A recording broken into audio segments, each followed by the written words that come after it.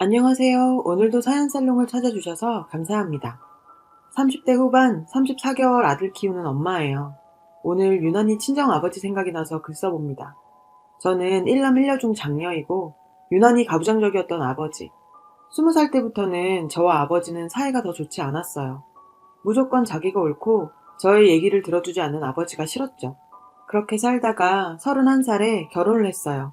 결혼하고 1년 후 남편의 직장과 제 유학으로 외국으로 나가게 되었어요. 출국 직전에 엄마가 저희 남편에게 공항까지 못 가봐서 미안하다고 전화하셨어요.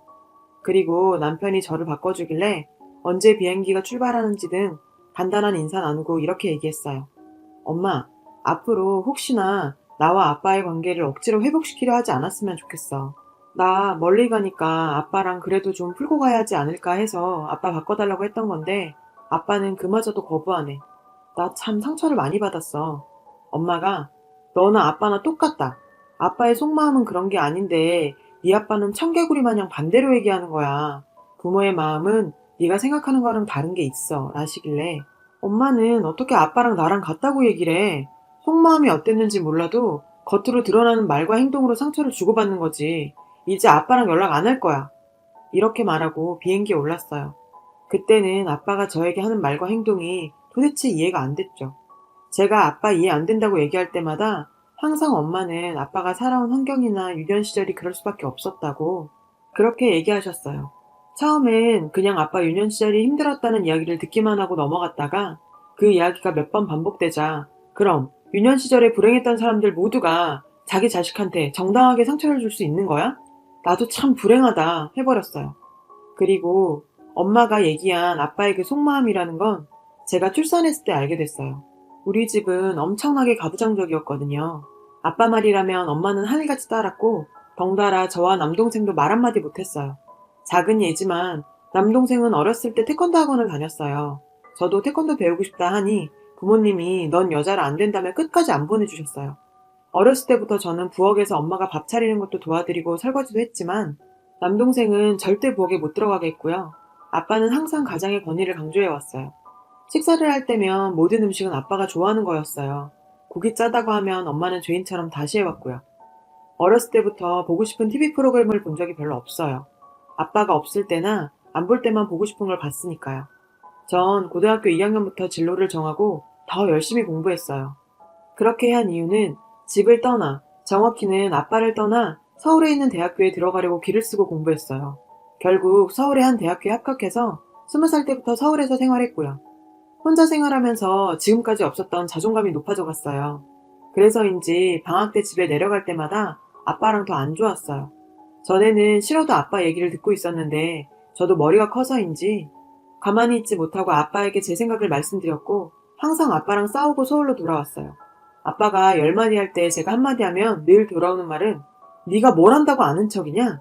그럼 아빠 생각이 틀렸다는 거냐? 이거였어요.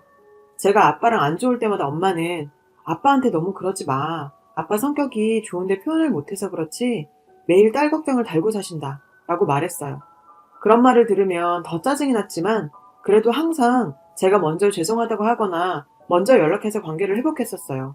자존심 강한 아빠는 제가 항상 먼저 사과하길 원했던 것 같았어요. 세월이 흘러 결혼도 하고 30대가 되었어요. 아빠는 여전히 가족들 앞에서 가장의 권위, 부모의 권위, 어른의 권위를 내세웠죠. 그 옆에 서는 엄마도 답답했고요. 저를 믿어주기는커녕 제 말을 들어주기라도 할 거라 기대하진 않았어요. 우리 사위는 속이 깊다며 칭찬하지만 딸인 저는 늘 두 번째 혹은 남인 것 같았어요. 제가 가장 기분이 나쁜 건 아빠랑 대화하다가 제 의견을 한마디라도 꺼내면 아빠는 제가 잘난 척하고 자기를 가르치려 든다고 생각하는 것 같았던 거예요. 저도 참지 못하고 아빠에게 제 얘기 좀 들어봐요. 아니 듣는 척이라도 좀 해줘요. 라고 한 적이 있었어요. 그 순간 아빠 얼굴이 붉어지면서 방으로 들어가셨어요. 남편이 저한테 장인어른한테 그러면 안 된다면서 방으로 따라 들어가더라고요. 사위는 장인어른이니까 말을 잘 들어서 그런지 딸인 저보다 사위를 더 좋아했어요. 저랑 남편이랑 부부싸움하면 무조건 사위 편을 들었어요. 친정 근처에 볼 일이 있어서 혼자 간 적이 있었어요. 그랬더니 사위 밥은 어떻게 하고 너 혼자 돌아다니냐며 뭐라고 하시는 거예요. 진짜 여기가 친정인지 시댁인지 참. 아빠 말 무시하고 오랜만에 엄마랑 둘이 이런저런 얘기를 했어요. 엄마에게 남편한테 조금 서운한 게 있었다고 멸스럽지 않게 말은 하는데 갑자기 아빠가 초능력이 있는 사람처럼 나타나서는 무조건 제가 잘못했다고 하시는 거예요. 그 이후로 정말 남편 없이 친정 가는 게 더 싫어졌어요. 친정에 갈 때는 무조건 남편 데리고 가야 할 정도로요. 남편한테는 정말 미안하지만 아빠가 하는 이야기의 90%는 자기 얘긴데 전 이미 10번 이상 들어왔던 얘기라 듣기 싫어서 TV 보거나 방에 들어가 있어요. 남편은 그 얘기를 다 듣고 있고요. 결혼 1년 후에 남편의 직장과 제 유학으로 외국으로 나갔는데 마음이 너무 편안했어요. 저는 그곳에 있는 대학에서 공부하느라 하루하루가 바쁘기도 했지만 아빠가 불편하기도 해서 집에 자주 연락을 못하게 됐죠. 가끔 엄마하고만 통화했어요. 자식된 도리를 제대로 못하는 것 같아 조금 죄송한 마음도 있었습니다. 석사 졸업 후에 박사 입학을 앞두고 몇 달 한국에 들어와 따로 지내고 있는데 엄마가 수술이 잡혀 간호하러 친정에 갔어요. 수술 퇴원 후 엄마가 조금씩 편하게 거동할 수 있게 되면서 다시 서울에 지내던 곳으로 가려는데 떠나기 전날 아침에 또 일이 터졌어요. 진짜 별거 아닌 일로요. 사건의 전말은 이랬어요. 제가 양치 후에 식탁에 앉아서 엄마, 생각해보니까 작년에 치과의사가 나 충치 하나 있다고 했는데 많이 상하진 않아서 치실 사용하면서 관리하면 괜찮을 것 같다고 하더라. 귀찮아서 매번 하지는 못하고 매일 저녁마다는 했었어 했더니 엄마가 치실을 사용하면 좋은 점을 알려주시며 잘했다고 하시는 거예요.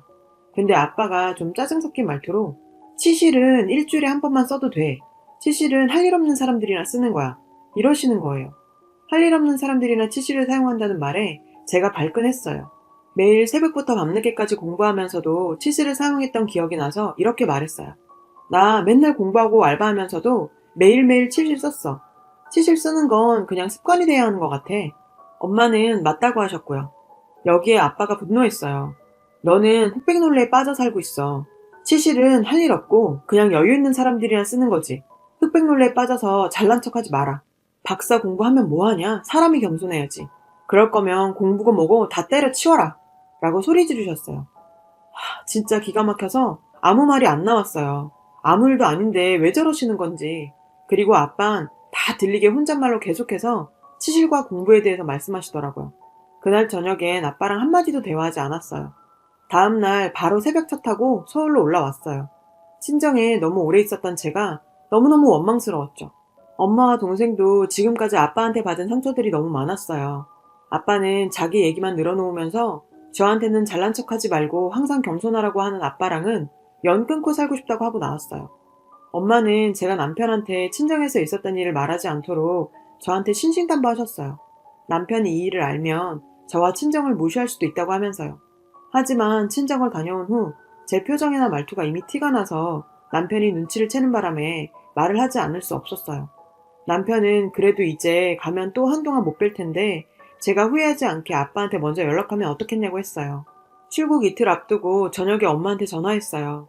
출국하는 날 전화를 또 하겠지만 전날에는 짐 싸느라 너무 시간이 없을 것 같아서 전화했다고 말했어요. 엄마가 아빠 바꿔줄까 하는데 고민하다가 됐다고 했어요. 그런데 수화기 너머로 아빠가 엄청 짜증내는 목소리와 함께 됐다고 하는 말이 들렸어요. 그렇게 엄마 아빠 잠깐 실랑이 벌이다가 엄마가 아빠 지금 드라마 보고 있어서 나중에 끝나고 전화하실 거야 라고 하고 끊으려고 하는데 제 옆에 있던 남편이 전화기를 뺏어서 우리 남편이랑 엄마랑 통화하고 아빠랑 남편이랑 통화하고 끊었어요. 드라마 끝나고 한참이 지나도 전화는 안 왔어요. 전화가 올 거라고 생각한 제가 잘못된 거였죠.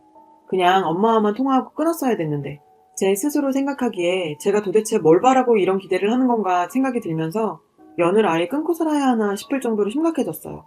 남들한테는 딸을 외국으로 유학 간다고 자랑하고 다니면서 정작 저한테는 좋게 말한 적이 한 번도 없어요. 저한테 친정아버지는 늘 권위적이고 자존심 강하고 자기를 높이는 사람이거든요. 그렇게 남편과 저는 출국했어요. 그리고 한 달 후 생리를 하지 않는 게 이상해서 임신 테스트를 했는데 2주. 생각지도 않게 임신이 됐어요. 아이가 생겨서 기쁜 마음이 있었지만 한편으로는 산후조리 후에 친정에서 보낼 시간을 생각하니 너무 마음이 안 좋았어요. 남편은 당장 짐 싸서 들어가라고 하는데 정말 미치겠더라고요. 남은 공부도 있으니 아이 낳을 때 맞춰서 들어가기로 남편에게 얘기하고 엄마에게 전화를 했어요. 엄마는 뛸 듯이 기뻐하면서 정말 잘했다고 하셨어요. 그런데 역시나 수화기 너머로 공부하러 갔으면 공부를 하고 와야지 무슨 애냐. 아빠의 목소리가 들리더라고요. 역시 아빠는 어쩔 수 없다고 생각했어요. 누구는 한껏 기뻐서 난리라는데 말이죠. 친정에 오래 있기가 싫어서 출산 예정일 2주 전에 맞춰서 도착했는데 도착하자마자 양수가 터졌어요. 병원에 갔는데 자궁문이 어설프게 열리고 10시간 진통 후에도 더 열리지 않아 결국 제왕절개를 하게 됐죠. 그렇게 힘들게 수술로 3.1kg의 건강한 남아를 낳았어요. 아이 확인하고 남편이 그때 양가 부모님께 출산 소식을 알렸어요. 저는 수술로 인해 산 송장처럼 눈만 껌뻑거렸고 아이 얼굴을 제대로 본 건 남편이 찍은 사진으로였어요. 아이를 오전에 낳았는데 저녁에 품에 겨우 안아볼 정도였죠. 소식을 들은 양가 부모님이 오셨어요. 저는 기운도 없고 누워서 천장만 보고 있었어요. 생각지도 않게 친정아빠가 혼자 들어오시더라고요. 시부모님과 동시에 병원 도착하셨는데 시부모님과 친정엄마는 2층 신생아실에서 내리시고 아빠는 4층에 제가 있는 병실로 오신 거예요. 나는 손주보다 내 새끼 괜찮은지 더 궁금했다고. 70 다 되신 아빠의 주름 가득한 눈가의 눈물에 저도 울고 말았어요. 당신 팔뚝보다 작았던 내 딸이 새끼 낳았냐고, 얼마나 아팠냐고. 잠시 후 시부모님과 친정엄마가 오셨고 아빠는 그때서야 손주 얼굴 보러 가셨어요. 다들 새로 태어난 손주가 더 궁금해서 아기부터 보러 가시는데 그게 또 당연한 거고요. 하지만 유별난 아버지 성격만큼이나 유별나게 저를 사랑하고 계셨나 하는 생각이 머릿속을 스치더군요. 그때서야 엄마가 말했던 아버지의 마음을 알겠더라고요. 아버지가 제 생각을 엄청 한다던 그 말을 사실 믿지 않았거든요. 그날이 충격이었는지 그 후에 아빠 생각을 참 많이 하게 되더라고요. 산후조리원에서 나와서 친정으로 갔어요. 아빠한테 엄청난 반전이 일어났어요. 무뚝뚝하시던 아빠는 갓 태어난 손주 앞에서 재롱둥이가 되셨고 세상 다정하고 따뜻한 사람이 되었어요. 친정에 있을 때 저는 아기를 제대로 아는 적도 없을 정도로 아기와 붙어 계셨어요. 사랑한다는 말은 기본으로 달고 사셨죠. 저한테 대하는 것도 달라지셨어요. 물론 아기한테 하는 만큼은 아니지만 우리 딸 밥 먹으라는 기본적인 어투도 달라지시고 안아주기도 하셨어요. 엄마가 그러시더라고요. 아빠도 너를 저렇게 예뻐했는데 먹고 살기 바쁘고 하다 보니 표현할 시간도 없었고 아빠의 무뚝뚝한 성격도 있고 하다 보니 어느새 저도 훌쩍 커서 어떻게 해야 하는지 모르셨다고요. 아빠가 다르게 보이더라고요. 애 낳으면 어른 된다는데 몇십 년 쌓였던 아빠의 모습이 한 번에 이해가 되더라고요. 이제는 그런 아빠가 안쓰럽고 고마웠어요. 아빠와 티격태격하던 제 모습이 결국 아빠한테 사랑받고 싶다는 표현이었던 것 같아요. 계속 아빠 잘못만 생각하고 나는 왜 다른 딸들처럼 아빠한테 상냥하지 못했던 걸까 하고요. 저도 변해야겠다는 생각을 했습니다. 이제 무언가 아빠와의 관계가 정리되고 아빠와 조금 더 웃으면서 얘기할 수 있게 됐구나 생각할 때쯤 아버지는 손주 태어난 지 100일 지나고 갑작스런 교통사고로 하늘에 가셨어요. 제가 더 잘해드리려는데 왜 그렇게 가셨는지 하늘도 땅도 그 누군가도 원망스럽더라고요. 지금 제 아들은 4살이 되어 부쩍 컸는데 친정아버지가 항상 생각이 납니다. 제가 늘 부족했던 딸인 것 같기도 하고요. 살아계셨으면 손주를 얼마나 예뻐하셨을까요? 저도 더 사랑받는 딸이었을 거고요. 그렇게 예뻐하던 당신의 손주보다 딸을 더 걱정하신 아빠. 아빠가 준 사랑만큼 지금 제 아이에게 아낌없는 사랑 줄게요. 너무너무 미안하고 보고 싶어요, 아빠. 여러분, 사연 댓글에 응원과 현명한 조언 부탁드려요. 좋아요와 구독은 저에게 큰 힘이 됩니다. 오늘도 좋은 일 가득하세요.